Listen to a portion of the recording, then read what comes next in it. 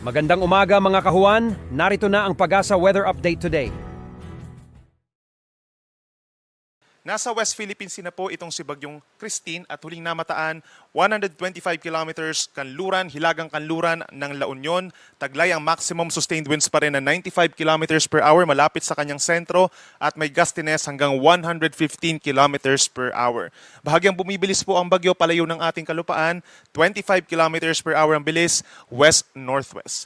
Kita sa ating latest satellite animation, itong makakapal po na ulap, associated pa rin po dito kay Bagyong Christine, lalo na sa may western sections ng Luzon. Habang asahan pa rin po yung mga kalat-kalat na ulan sa natitirang bahagi ng Luzon and Visayas. Ito po yung latest track regarding kay Bagyong Christine. Inaasahan nga po nakikilos pa rin palayo ng ating kalupaan sa susunod na 12 oras at posibleng lumabas ng Philippine Area of Responsibility mamayang hapon na. However, knowing po na ito ay malapit pa rin sa ating kalupaan at malawak po na bagyo itong si Bagyong Christine, around 700 to 750 kilometers po yung kanyang radius at yung lawak nasa 1,400 kilometers. Posibleng magkaroon pa rin tayo ng mga wind signals at masakop pa rin po ang malaking bahagi pa ng Luzon sa mga susunod po ng mga bulletins natin. Inaasahan na magiging severe tropical storm pa rin po habang lumalayo sa ating kalupaan. Subalit base sa ating pinakahuling track, ay posibleng bumagal ito pagsapit po ng Sunday and Monday. Then pagsapit ng Monday, habang nandun sa may east ng Central Vietnam, ay lilis ang direksyon or magkakaroon ng looping pabalik sa ating kalupaan sa direksyon po ng Luzon at hindi pa rin natin nire-rule out na ito ay magpapasok muli sa ating Philippine Area of Responsibility. Inaasahan nga po na magiging severe tropical storm ito habang ito'y nasa may karagatan at yung pagpihit nitong si Bagyong Christine ay impluwensya ng isa pang bagyo na nasa lapas po ng ating PAR. As of 4 in the morning naman, yung ating tropical depression na minomonitor sa silangan po ng Mindanao ay nasa layo ng 2,440 kilometers silangan ng Eastern Visayas. As of 4 in the morning po yan, taglay ang hangin na 55 kilometers per hour at may bugso na 70 kilometers per hour. Yun namang low pressure area sa hilaga nito ay nasa higit 2,500 kilometers silangan po ng Visayas. And eventually po dahil ito ay mababa ang tsansa na maging isang bagyo ay posibleng maging trough na lamang or parte nitong tropical depression. Inaasahan naman po simula po ngayon hanggang sa weekend ay kikilos na unti-unti palapit sa ating kalupaan at unti-unting lalakas itong tropical depression.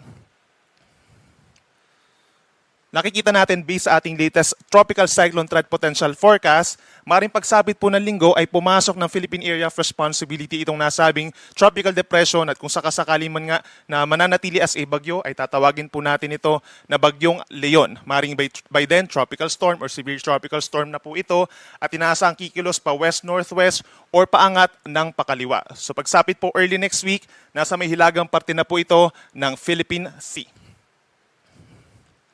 Simula naman po sa Miyerkules next week hanggang sa weekend ay babagal ang pagkilos ito habang nasa may silangan po ng extreme northern Luzon.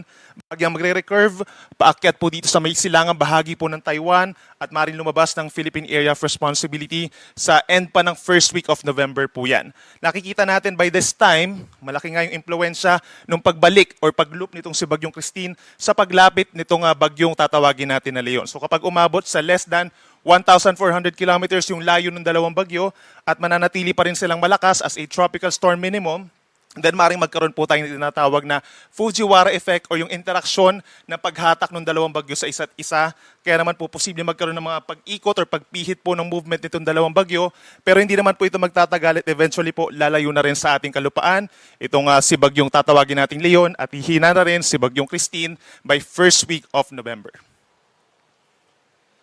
Sa ngayon po, dahil kay Bagyong Christine, meron pa rin tayong nakataas na Tropical Cyclone Wind Signals number 2 and number 1 sa malaking bahagi ng Luzon and Visayas. Asahan natin ang signal number 2 o yung hanggang 95 or 88 kilometers per hour po na lakas ng hangin sa Cagayan, Isabela, Quirino, Nueva Vizcaya, Apayao, Kalinga, Abra, Ifugao, Mountain Province, and Benguet. Signal number 2 rin po sa Ilocos Norte, Ilocos Sur, La Union, Pangasinan, Aurora, and Nueva Ecija. Signal number 2 rin po ang aasahan natin yung mga may kalakasang hangin pa rin sa Tarlac, Zambales, Bataan, gayon din sa Pampanga, Bulacan, Metro Manila, signal number 2 pa rin po ngayong umaga, gayon din sa hilagang bahagi ng Cavite, hilagang bahagi ng Rizal, at General Nakar sa Quezon Province. Signal number 1 naman po dito sa Batanes at sa natitira pang bahagi po ng Southern Luzon, particularly rest of Rizal, rest of Cavite, Batangas, Laguna, rest of Quezon, signal number 1 po. Sa Occidental Mindoro, Oriental Mindoro, Marinduque, Romblon, hilagang bahagi ng mainland Palawan, kabilang ng mga isla ng Calamian, Cuyo, and Kalayaan Islands.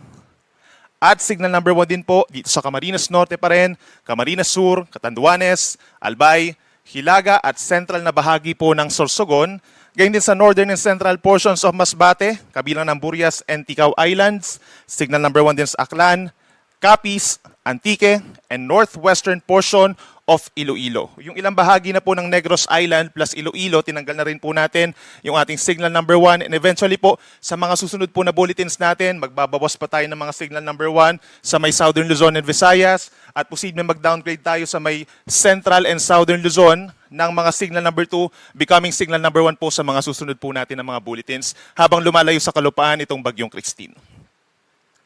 Ito naman po yung ating mga lugar na makakaranas ng heavy rainfall sa susunod na 24 oras. Kung mapapansin po nila, nabawasan yung mga magiging pag-ulan at yung mga lugar na magkakaroon ng mga pag-ulan. Asahan yung moderate to heavy rains pa rin naman po dito sa may La Union, Pangasinan, Benguet, Tarlac, Pampanga, Zambales, and Bataan. Sa natitirang bahagi naman po ng Luzon, kabilang ang Metro Manila, gayon din sa natitirang bahagi ng Visayas, asahan pa rin po yung kalat-kalat na ulan and thunderstorms ngayong umaga. Then may times naman po na mababawasan na yung mga pag-ulan natin, lalo na pagsapit ng hapon hanggang gabi. And at some point sa hapon, posible na magpakita ng saglit ang haring araw for most of Luzon and Visayas. Gayon pa man, makakaranas pa rin po ng mga banta ng baha in some areas. Yung mga binanggit po natin na magkakaroon ng mga moderate to heavy na mga paulan, mataas pa rin po ang tsansa na magkakaroon ng mga pagbaha in low-lying areas. Yung pagragasan ng tubig, posible pa rin po, lalo na kung umuulan pa rin sa mga kabundukan, bigla-biglang bababa po yung tubig sa inyong lugar. And then asahan din po yung banta ng landslides kapag po saturated na yung lupa or hindi na maka-absorb ng tubig, posible po magkaroon ng landslides. Kaya naman po make sure na coordinated tayo sa ating mga local disaster risk reduction and management offices kung kinakailangan pa rin po ng evacuation, lalo na po yung mga binabaha nating mga kababayan dyan at makipag-coordinate din sa mga local chief executives po for possible work and class suspensions pa rin po. Para naman sa mga mararanasang pagbugso ng hangin, doon sa malayong parte po from the Bagyo, asahan pa rin natin ngayong araw sa Mimaropa, Bicol Region ng mga pagbugso, gayon din sa malaking bahagi ng Visayas, Dinagat Islands, Surigao del Norte, Northern Mindanao, Zamboanga Peninsula, Bangsamoro Region, Soxargen, and even Davao Region. Then pagsapit po bukas, araw ng Sabado, mayroon pa rin tayong mga pagbugso ng hangin sa Palawan, Siquijor, Bohol, Southern Leyte, Zamboanga del Norte, Camiguin, Dinagat Islands, and Surigao del Norte dahil pa rin dun sa outer portion ni Bagyong Christine. At pagdating naman sa mga alon, meron pa rin po tayong gale warning or possible mga sea travel suspensions po sa susunod na 24 oras. Hanggang 7 metrong taas ng mga pag-alon or higit 2 palapag po ng gusali ang posible sa northern and western seaboards ng Luzon, particularly sa Batanes, northern Cagayan kabilang Babuyan Islands. Sa buong Ilocos Region, possible yung hanggang 7 meters na taas ng alon, Aurora, Zambales, Bataan, pababa ng Cavite, Batangas, and Lubang Island. Meron naman tayong hanggang 5.5 meters na taas ng ulan sa seaboards of northern and southern Luzon. Kabilang na dyan ang eastern coast ng Cagayan, Isabela, pababa ng Quezon, Metro Manila, Bulacan, mainland Occidental Mindoro at hilagang baybayin po ng Palawan, kabilang ang mga isla ng Calamian, Cuyo, Kalayaan, and Cagayan Silio. Meron naman tayong asa hanggang 4.5 meters or nasa 1.5 palapag ng gusaling taas ng mga alon sa seaboards ng Southern Luzon pa and Western Visayas, Camarines Norte, Camarines Sur, baybay ng Catanduanes, Oriental Mindoro, Marinduque, Romblon, Burias Island, Gaynes Aklan, Antique, Capiz, Iloilo, Guimaras, and Negros Occidental. Kapag meron tayong wind signals, automatically suspended pa rin po ang sea travel for all types of sea vessels. Yung mga wala ng signal pero meron pa rin gale warning, posible pa rin pagbawalan yung maliliit na sasakyang pandagat. At pagdating naman po sa daluyong ng bagyo, habang lumalayo itong si Bagyong Christine, nababawasan din po yung ating mga taas ng alon, pero meron pa rin po hanggang 2 metro dito po sa may Ilocos Sur, La Union, Pangasinan, and Zambales. So make sure po na makipag-coordinate din tayo kung nakikita natin na tumataas yung mga alon, yung mga nakatira po sa mga coastal areas.